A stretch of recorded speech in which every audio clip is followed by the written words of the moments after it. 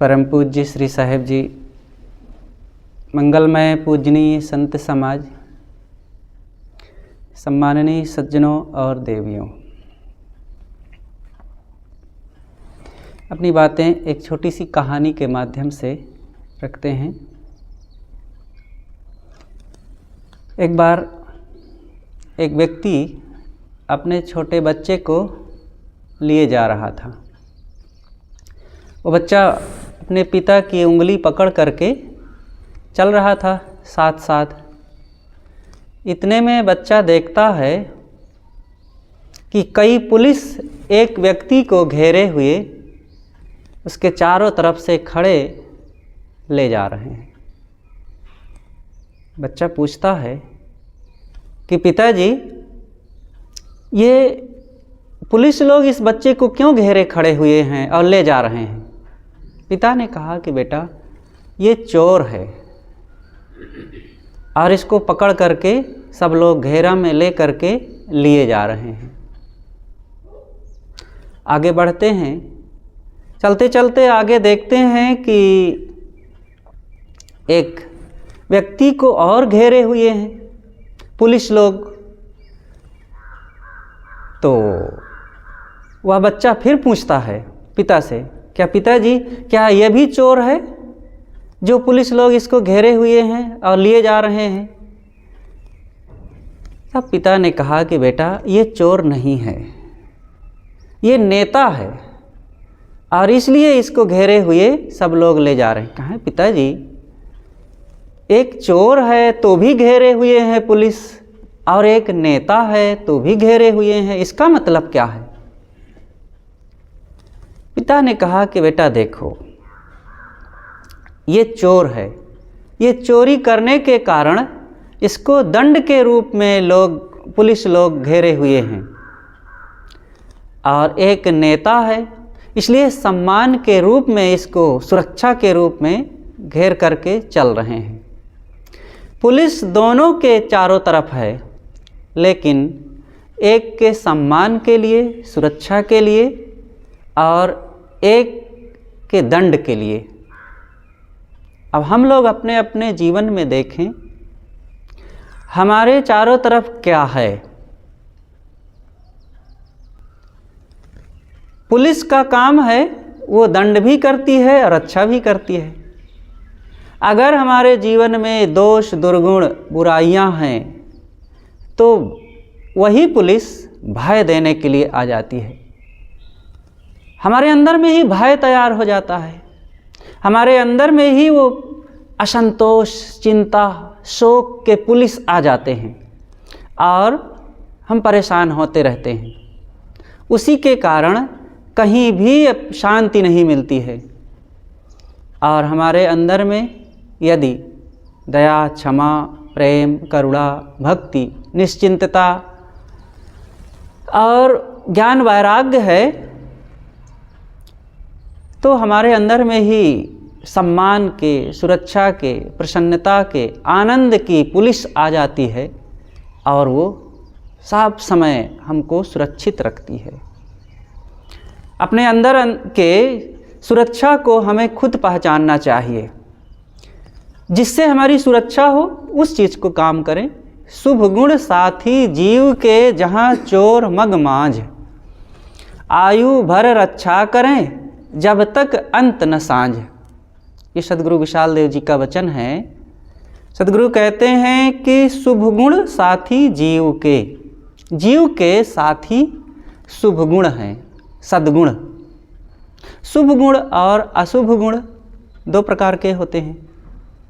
शुभ गुण अगर हैं तो चारों तरफ सुरक्षा, सम्मान, सुविधा, प्रेम, इसकी कमी नहीं रहेगी। और दूसरी चीज़ है अशुभ गुण। अशुभ का मतलब बुराइयाँ, दोष, दुर्गुण, चित्त की मलिनता, इंद्रियों की चंचलता, ये अशुभ हैं। और ये हैं अगर, तो फिर चारों तरफ से हमारे लिए भय ही मिलेगा, असंतोष ही मिलेगा। ये सब दोनों चीज़ें हमारे अंदर से उत्पन्न हुआ है। इसलिए हमारी सुख सुविधा और हमारी विपत्ति बाहर नहीं है, भीतर है। सब कुछ केंद्र से उत्पन्न होता है और केंद्र को हम ठीक नहीं करते हैं। परिधि में बाहर संसार में सब कुछ ठीक करने पर लगे हुए हैं। बाहर ठीक करके, लाख कोशिश करके, बहुत प्रयास करके, बहुत लोगों में अपना नाम फैला करके, बहुत लोगों को समझा करके भी हम ठीक नहीं हो सकते हैं। और शांत कमरे में बिना किसी से मिले, अकेले रहते हुए अपने को ठीक कर लें। बस अपने आप दूर दूर से लोग सुविधाएं लेकर, चीज़ें लेकर, मीठे शब्द लेकर, प्यार लेकर वो आ जाएंगे और सब प्रकार की सुरक्षा, प्रसन्नता, शांति वो सब मिलने लग जाएगी। इसीलिए सद्गुरु कबीर ने कहा है, एक साधे सब साधिया, सब साधे एक जाए, जैसे सींचे मूल को फूले फले अघाए। एक मन को साध लो, सब ठीक हो जाएगा। हमारे जीवन में मन ही केंद्र में है। ठीक करने के लिए मन केंद्र में है। मन हमारे चारों तरफ व्याप्त है और सारा सुख दुख मनोमय है। और मन को अगर व्यवस्थित रखते हैं, मन को नियंत्रित रखते हैं तो सब ठीक है। इसलिए मन को नियंत्रित करने के लिए सत्संग की जरूरत है। बिना संतों के निकट गए, बिना सज्जनों और सद्गुणों को अपने चित्त में बसाए मन पवित्र नहीं हो सकता है। मन एक ऐसी चीज है कि तुरंत इसमें परिवर्तन होता रहता है।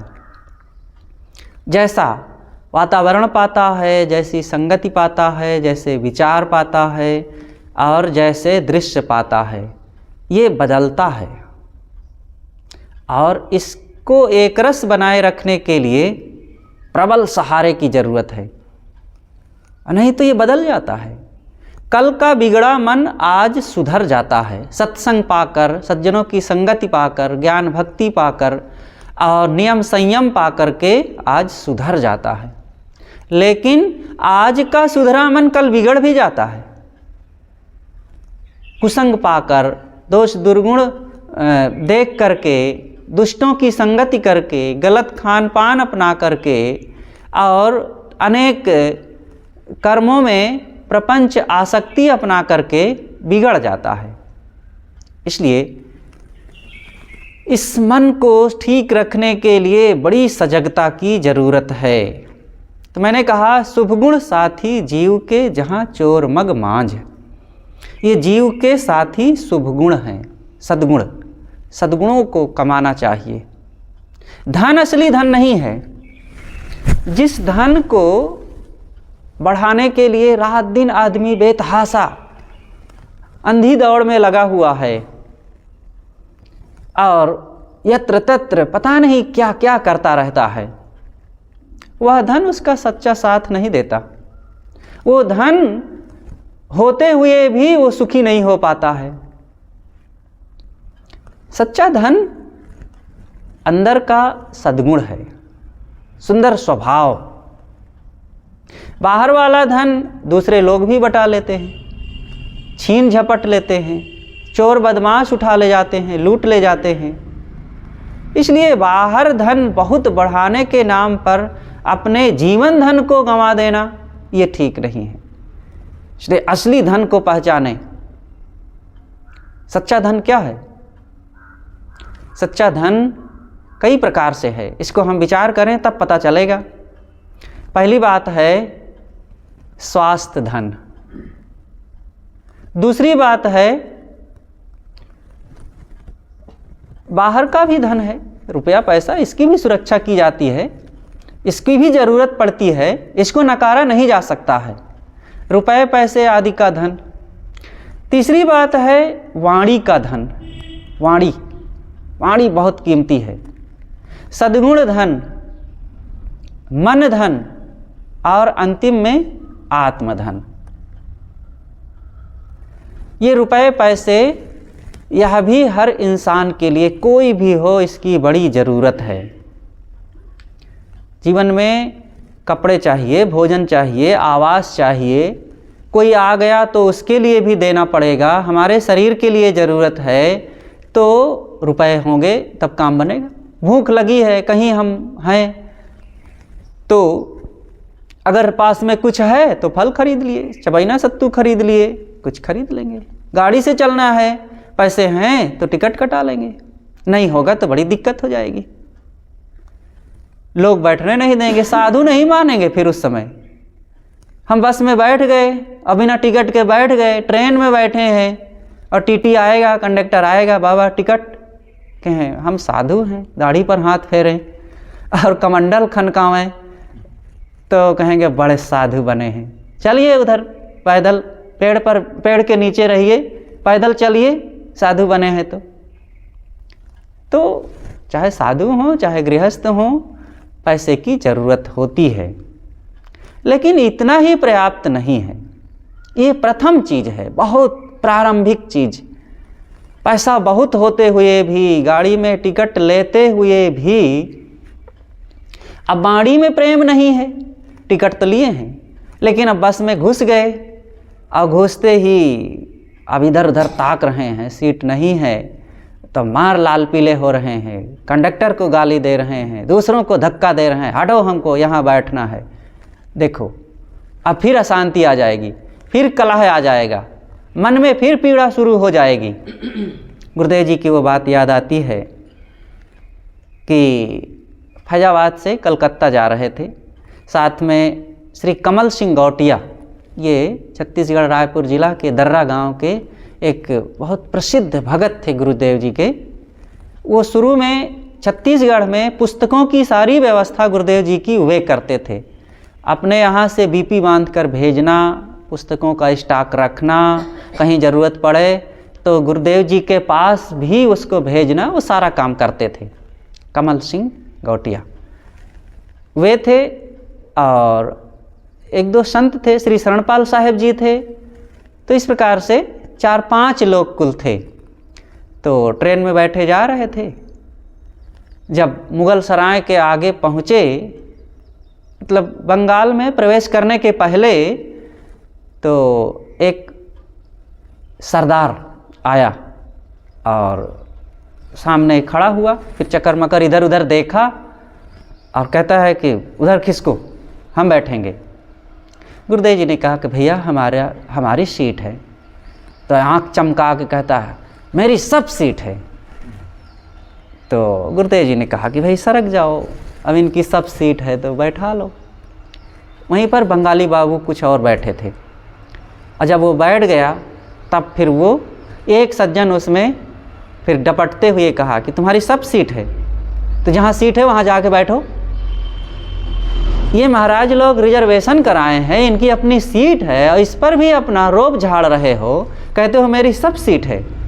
एक सीट का तो रिजर्वेशन करा नहीं सकते और यहाँ पर दूसरों का पर अधिकार मान रहे हो और उस पर भी रोब झाड़ रहे हो। इतना डांटे कि मुंह धुआं हो गया।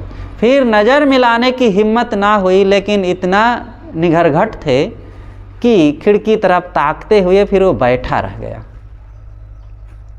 देखो गुरुदेव जी शांत हो गए, अपनी सीट होते हुए भी कहे कि भाई खिसक आओ, बैठा लो। तो दूसरे लोग फिर सुरक्षा में खड़े हो गए और वे फिर उसको डांटे। अब गुरु जी स्वयं उसको डांटने लगते, उनसे लड़ने लगते, तो फिर वो बंगाली बाबू लोग कुछ न कहते। तो अपने सद्गुण में रहने पर दूसरे लोग भी सुरक्षा में आ जाते हैं। तो सदैव मीठा बोलें, संभाल कर बोलें, चाहे दूर वालों में हो चाहे निकट वालों में, कहीं भी। दूर के लोग तो कोई भी हमारी सुरक्षा कर ही नहीं पाएंगे, अगर कड़वा बोलेंगे, वाणी में कड़वाहट है तो सब तिरस्कृत कर देंगे। लेकिन जिनको घर के लोग कहते हैं, माता पिता, भाई बंधु, पति पत्नी, बेटा बेटी, सास बहू, इनमें भी अगर वाणी में मिठास नहीं है, संभाल कर बोलना नहीं आता है, तो ये लोग कितना सहेंगे। कितना कौन अपने पास बैठा के रखें, कौन हमें बैठा के खिलाएगा। ये लोग भी दूध में पड़ी हुई मक्खी की तरह उधर झिटक देंगे। इसलिए अपनों में भी वाणी की मधुरता बनाए रखो। अरे अपने हो चाहे पराए। गुड़ में मिठास होती है तो वो मिठास किसको देता है? हिंदू को मिठास गुड़ देता है कि मुसलमान को? अपनों को कि परायों को? साधु को कि गृहस्थ को? गुड़ कौन खाए तो मीठा लगेगा? कोई भी खाए, उसमें मिठास है, उसका स्वभाव है, वो बस देगा। उसका काम है कि मीठा लगना। देखो सूरज निकला हुआ है इधर से, अब वो प्रकाश किसके घर में भेज रहा है? हिंदू के कि मुसलमान के, सिख के कि ईसाई के, गृहस्थ के कि विरक्त के, स्त्रियों को कि पुरुषों को, किनको प्रकाश दे रहा है? सबको दे रहा है। ऐसे ही हमारा स्वभाव बन जाना चाहिए, हमारे अंदर से वही निकलना चाहिए। मिठास, प्रेम, सम्मान, हमदर्दी के वचन, प्रेम के वचन और सरल वचन ऐसा बोलें कि अंदर से मानो फूल झड़ रहे हों। हाथों में गुलदस्ता हम सबको नहीं दे सकते हैं रोज रोज, लेकिन मीठे शब्दों का, प्यार का गुलदस्ता तो रोज दे सकते हैं, सबको दे सकते हैं। और ये गुलदस्ता हाथों में दिए हुए फूल के गुलदस्ता से कहीं बहुत ज़्यादा महत्वपूर्ण होता है। हम हाथ में तो गुलदस्ता दे दें और लेकिन कह दें उससे कि देखो कितना बढ़िया लाएं, आज से और आज के पहले और कभी कोई तुमको गुलदस्ता दिया है? अरे वो गुलदस्ता कूड़ा लगेगा, उठा के वो मुँह पर फेंक देगा कि तुम्हारा गुलदस्ता तुम्हारे सिर पे रहे, ले जाओ। लेकिन मीठे शब्दों का अगर प्रेम भरा फूल का उपहार दे दे किसी को तो फिर क्या पूछना। बिना देखे ही वो दरवाज़ा खोल देगा। बाहर से अगर पुकार दीजिए तो बिना देखे दरवाज़ा खोल देगा, बिना मांगे पानी ला देगा, बिना मांगे आपके लिए बिस्तर तैयार हो जाएगा, भोजन तैयार हो जाएगा और बिना कुछ कहे चारों तरफ आपके हितैषी लोग खड़े हो जाएंगे। इसलिए हमारे चारों तरफ क्या है? पुलिस है। कैसी पुलिस है? सुरक्षा में कि जेल में भेजने के लिए? वो सब हमारे पास में है सामग्री। तो वाणी धन का सदैव संभाल करके उपयोग करें। वाणी एक धन है। तीसरी चीज है मन धन। मन को तो क्या पूछना। मनेव मनुष्याणाम कारणम बंध मोक्षयो। सारा बंधन और मोक्ष, सारा सुख और दुख, सारा सम्मान और अपमान, मुक्ति और भवसागर में भटकने का सारा साधन मन है। और मन को देखो तो कहीं नहीं है। मन नाम की कोई चीज़ नहीं है शरीर में। ऑपरेशन करके देखो तो नहीं पता चलेगा, अंगों में कपड़े उतार करके देख लो तो भी नहीं पता चलेगा, और घर में कोई झोला में भर करके मन को रखा हो तो भी नहीं मिलेगा। लेकिन है सर्वत्र हमारे, मन ही हमारे जीवन में व्याप्त है। जो कुछ हम बोल रहे हैं, सोच रहे हैं, कर रहे हैं, जान रहे हैं, अनुभव कर रहे हैं, सब मन के ही प्रभाव से हो रहा है। वो क्या है? हमारे ही देखे, सुने, जाने, खाए, पिए का एक संस्कार है।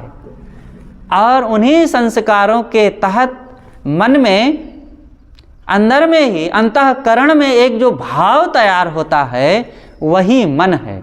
इसलिए इस भाव को, अंतःकरण को सरल, सुरम्य, सुवासित बनाए रखना, ये सुंदर मन की पहचान है। मन को संभालना बहुत जरूरी है। दिल और दिमाग, मन और मस्तिष्क, ये दो चीज़ें हैं। आज दिमाग को विकसित करने के लिए, मस्तिष्क को विकसित करने के लिए चारों तरफ बड़े बड़े स्कूल खुले हुए हैं। और माँ बाप के भी दिल दिमाग में यही भरा हुआ है कि हमारा बच्चा इतना तेज है, इतनी भाषा बोल लेता है, इतने नंबर लाता है। यही सब उनकी खुशी का साधन बन गया है। और दिल की थोड़ी भी परवाह नहीं करते हैं और दिल में रूखापन, फीकापन, मूर्खता, उज्जडता और गलत खान पान, रहन सहन, चाल चलन, कटुता, ना रिश्तों में मिठास प्रेम है, ना जीवन में समझदारी दिखती है। दिमाग तेज हो गया है, बहुत पढ़ लिख लिए हैं और अंग्रेजी हिंदी गणित जान गए हैं, मोबाइल फर्राटे से चलाते हैं, ऑनलाइन खूब काम कर रहे हैं, और लेकिन दिल में ना भाई से प्रेम, ना पिता से प्रेम, ना पत्नी से प्रेम, ना बच्चों में मिठास है, और ना अपने अंदर पवित्रता है, ना संयम सदाचार है, ना गुरु भक्ति है, ना दया क्षमा है, और ना सद्गुणों को धारण किए शराब कबाब वैसे ही ले रहे हैं। ये क्या हुआ? यही है दिमाग की बढ़ोतरी, दिमाग के विकसित होने का फल, कि नारकी हो जाए। दिमाग को बढ़ाने से कभी भी व्यक्ति सुखी नहीं हो सकता है। देखो, दिल की बात कहें तो पशुओं में दिल होता है, इसलिए बहुत दिमाग ना होते हुए भी वो बहुत सुखी होते हैं। वो दिल होता है उनके अंदर में। एक कुत्ता जब अपने पड़ोसी कुत्ता से मिलता है तो देखो कितना एक दूसरे से चूमते हैं और एक दूसरे को छूते हैं, घूमते हैं और नाचते कूदते हैं, खेलते हैं। दो बैल मिलते हैं तो प्रेम से आपस में रहते हैं। अनेक जानवरों की बात है। तो वे दिल का प्रयोग करके पक्षियों को देखो चहचहाते हैं। कई पक्षी मिलकर के आपस में बड़े प्रेम से रह लेते हैं। अब मनुष्य जिसके बीच में रहता है उसी में राग द्वेष करता है, उन्हीं में गुस्सा गर्मी दिखाता रहता है, उन्हीं में अकड़बाजी, उन्हीं में कटुता, उन्हीं में असंतोष व्यक्त करता रहता है, विष घोलता रहता है। जितना बन सके शांति का प्रचार करें।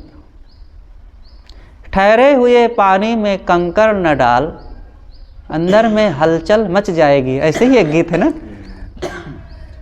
शांति का वातावरण जहाँ हो, जिस समाज में, परिवार में, घर में, वहाँ पर शांति बनाए रखो। बीच बीच में कंकड़ डालते रहने की बहुत लोगों की आदत होती है। कंकड़ मत डालो, हलचल मच जाती है। आपको पता नहीं चलता होगा, मज़ा आ जाता होगा शायद, लेकिन कंकड़ डालने से हलचल मचती है। और अपने को भी दूसरों को भी जितना बन सके शांति बनाए रखने की ज़रूरत है। तो मन को ठीक रखने की अत्यंत आवश्यकता है। तीसरी चीज़ है, चौथी चीज़, अपना स्वरूप। अपना आत्मा भी धन है। इस धन को भी बड़ी सुरक्षा सम्मान के साथ रखें। हम कौन हैं हमें पता ही नहीं है। देह को सब कुछ मान लिए हैं, और देह क्या है?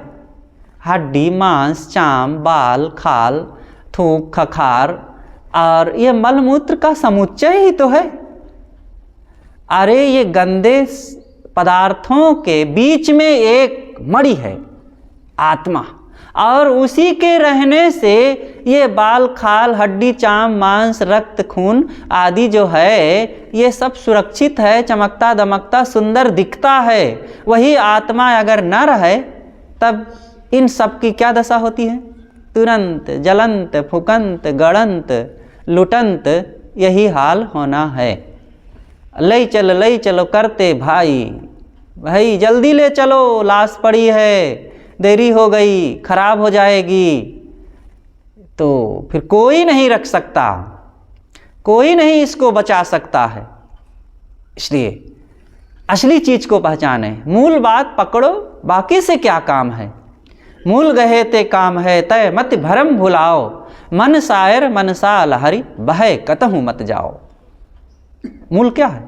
आत्मा। आत्मा ही मूल है, वही मेरा स्वरूप है, वही मैं हूँ। इस आत्मा को पहचानो।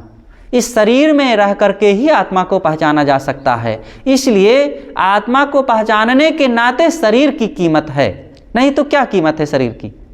इस शरीर में रह करके जैसे भोजन के नाते पत्तल की कीमत होती है। अब पत्तल तो बहुत अच्छा है, लेकिन और लिए घूम रहे हैं, भूखे हैं, भोजन ही नहीं मिल रहा है, तो पत्तल का क्या महत्व है? हम जहाँ जाएं पत्तल छाती में बांधे रहें, अब भूखे रहें, कहीं भोजन न मिले, न पास में हो, ना कोई दे रहा हो, तो पत्तल क्या करेगा? पत्तल का क्या उपयोग है? बल्कि हंसी के कारण बन जाएंगे ना। इसी प्रकार ये शरीर एक पत्तल की भांति है और इसको लिए घूम रहे हैं, लेकिन न मन में शांति है, न जीवन में प्रसन्नता है, न सद्गुण है, न सदाचार है, न संयम है, न प्रेम है, न व्यवहार है, न परमार्थ है, तो पत्तल लिए तो घूम रहे हैं। अरे भाई, पत्तल में खाओ और फेंको उधर, तृप्ति मिले। इसी प्रकार इस शरीर में रह करके भक्ति भजन करो, शांति मिले, कल्याण हो, और फेंको उधर इसको। ये तो फेंका ही जाएगा आजकल में। तो अंतिम धन है आत्मधन। तो ये सब धन प्राप्त करने के लिए सद्गुणों की जरूरत है। सद्गुणों की कमाई होती है संयम, सदाचार और सत्संग के माध्यम से। तो सत्संग का सहारा लेने से, सत्संग के बिना कोई जीवन सुधर नहीं सकता है। हम डॉक्टर, मास्टर, इंजीनियर, वकील, नेता, प्रोफेसर हो सकते हैं, लेकिन एक सच्चे इंसान नहीं बन सकते। डॉक्टर हो जाना अच्छी बात है, लेकिन सच्चा इंसान भी वो हो जरूरी नहीं है। डॉक्टर हो करके भी वो लुटेरा, शराबी, कबाबी हो सकता है।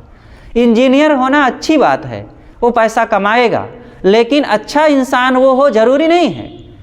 वो इंजीनियर हो करके भी शराबी, कबाबी, लुटेरा, बदमाश, हत्यारा हो सकता है। वकील होना अच्छी बात है, ऐसे ही नेता होना अच्छी बात है, लेकिन यह सब हो करके जरूरी नहीं है कि वो अच्छा इंसान ही हो। लेकिन सत्संग में जो जाएगा, सज्जनों के पास बैठेगा, सद्गुणों को ग्रहण करेगा, तो जरूरी नहीं है कि वो इंजीनियर, वकील, नेता हो जाए, लेकिन ये जरूरी है कि वो एक सच्चा इंसान हो जाएगा। हाँ, अगर सत्संग में सच्चे मन से सच्चे लोगों के पास बैठे उठेगा तो। इसलिए हम लोग सत्संग का सहारा रखें और संतों के पास जाएं, जीवन में कल्याण की, सद्गुण सदाचार की अभीप्सा रखें, कामना रखें कि हमें इन चीज़ों को प्राप्त करना है। इसके लिए लाभ निश्चय होना चाहिए, और लाभ निश्चय जब होगा तो निश्चित ही वो कमाई होगी, वो धन मिलेगा, वो अनुभव हमें मिलेगा और जीवन पूर्ण सुखी हो जाएगा। बस बोलिए सद्गुरुदेव की जय।